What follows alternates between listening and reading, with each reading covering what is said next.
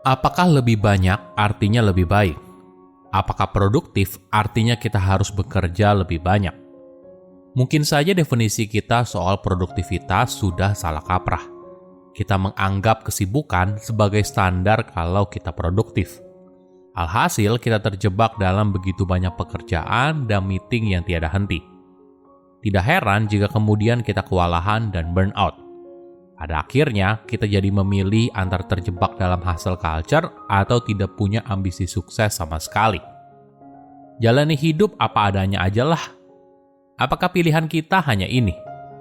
Sebelum adanya teknologi email yang menumpuk dan jadwal meeting yang padat, orang berpengaruh dan kreatif dalam sejarah telah menguasai seni bekerja secara efektif.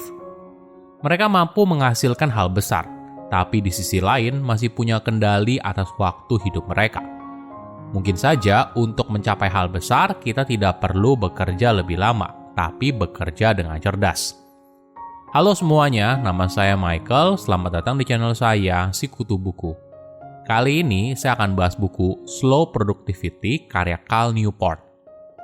Buku ini membahas bagaimana cara menjadi produktif tanpa harus burnout. Penulis memperkenalkan filosofi terbaru dinamakan Slow Productivity. Sederhananya, kita perlu bekerja lebih sedikit, bekerja dengan ritme kerja yang alamiah, dan fokus pada kualitas bukan kuantitas. Ketiga hal ini perlu dijalankan semua. Kamu tidak boleh berhenti hanya pada bekerja lebih sedikit atau bekerja dengan ritme kerja yang alamiah. Jika hal itu terjadi, bukannya produktif. Mungkin kamu malah fokus pada quiet quitting. Kamu hanya mengerjakan secara minimal saja, tanpa adanya usaha untuk memberikan kontribusi lebih.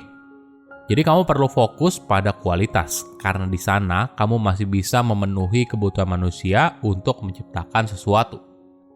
Jika kita lihat knowledge workers di masa lalu, seperti filsuf, ilmuwan, seniman, dan sebagainya, mereka cenderung punya kebebasan dan autonomi dari kondisi kita saat ini. Penulis mencontohkan Isaac Newton yang berhasil menciptakan berbagai teori hebat. Tapi hal ini tidak terjadi secara langsung. Isaac menulisnya selama berpuluh-puluh tahun. Dia akan mengerjakan hal lain lalu kembali lagi. Mereka tidak terjebak dalam hustle culture, di mana mereka bekerja 10 jam setiap hari secara terus-menerus. Pekerjaan yang mereka lakukan terasa lebih alamiah.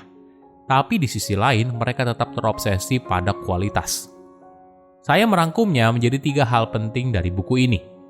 Pertama, melihat masa lalu soal produktivitas. Bagaimana nenek moyang kita bekerja? Apakah burnout merupakan hal yang umum terjadi? Mungkin saja tidak. Saat nenek moyang kita masih hidup secara nomaden, pekerjaan hanya fokus pada mencari makan dengan berburu, mengurus anak, dan sebagainya. Menariknya, mereka tidak menghabiskan sepanjang hari untuk berburu. Mereka hanya berburu secukupnya saja, dan ada 2 jam jeda di tengah hari. Berbeda dengan kondisi kita saat ini, di mana mungkin saja kita punya 18 hal yang harus dikerjakan dalam hari ini. Kita tidak lagi bekerja dengan ritme yang alamiah, tapi kita berusaha memaksakan semuanya untuk masuk ke dalam jadwal yang kita punya agar kita tetap produktif. Kondisi ini tentu saja tidak ideal. Pekerjaan yang terlalu banyak ternyata menghambat otak dalam melakukan perencanaan dan pengejaran tujuan yang besar, di mana kedua hal ini sangat unik dan berharga sekali untuk masa depan. Di sisi lain, tugas yang menumpuk bisa saja membuat kita jadi stres. Adanya tekanan untuk berusaha memenuhi ekspektasi, entah itu ekspektasi diri sendiri maupun ekspektasi orang lain. Kita terus bergerak dari satu pekerjaan ke pekerjaan lainnya. Alhasil, pekerjaan yang kita lakukan seringkali administratif dan tidak dalam. Kesibukan yang berulang membuat kita jadi tidak kreatif dan inovatif. Kedua, tantangan pekerja masa kini. Dalam ekonomi modern, knowledge worker mengambil porsi yang signifikan di tempat kerja. Kurang lebih ada sekitar 1 juta orang yang masuk dalam kategori ini. Mereka adalah pekerja yang menggunakan pengetahuan teoritis dan analitis yang didapat melalui pelatihan formal untuk menciptakan produk atau layanan. Tantangan terbesarnya adalah tingginya kasus burnout. Mereka melaporkan kalau mereka sering atau hampir selalu mengalami burnout. Artinya, ada yang perlu diperbaiki pada batas antara kerja dan kehidupan pribadi. Ditambah lagi, pekerja modern pasti tidak asing dengan kata koordinasi. Banyak pekerjaan besar tidak bisa dikerjakan sendirian. Kamu perlu bantuan orang lain untuk mengerjakan bagian tertentu, sehingga kamu baru bisa mengerjakan bagianmu.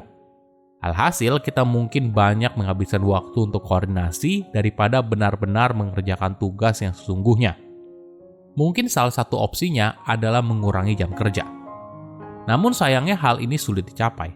Selama perusahaan terus memberikan penghargaan bagi mereka yang dianggap bekerja keras, maka akan selalu ada karyawan yang bekerja lembur, kerja di akhir pekan, dan sebagainya. Di masa lalu, waktu kerja seorang mungkin lebih jelas. Ada jam masuk, istirahat, lalu ada jam pulang. Namun di era sekarang, banyak juga perusahaan yang memberikan otonomi. Mereka tidak terlalu begitu peduli dengan absensi karyawan, asalkan pekerjaan yang diminta dapat selesai tepat waktu. Masalahnya, volume pekerjaan yang diberikan dalam satu waktu seringkali tidak masuk akal. Volume di sini maksudnya total kewajiban yang perlu kamu kerjakan, mulai dari menjawab pertanyaan yang sepele hingga mengerjakan sebuah proyek yang besar. Ketika volume pekerjaan melewati batas tertentu, maka yang terjadi adalah burnout. Ketiga, solusi produktif yang lebih baik. Bagaimana cara kita untuk mencegah burnout? Pertama, bekerja lebih sedikit. Terlalu sibuk itu bukan tujuan utama. Yang jauh lebih penting adalah kita memberikan hasil yang berarti. Ada banyak hal yang bisa dilakukan. Mungkin bisa dimulai dengan menganalisa bagaimana sebuah tugas dibagikan kepada para anggota tim. Pentingnya transparansi siapa mengerjakan apa, dan menciptakan sistem untuk mengatur pembagian kerja.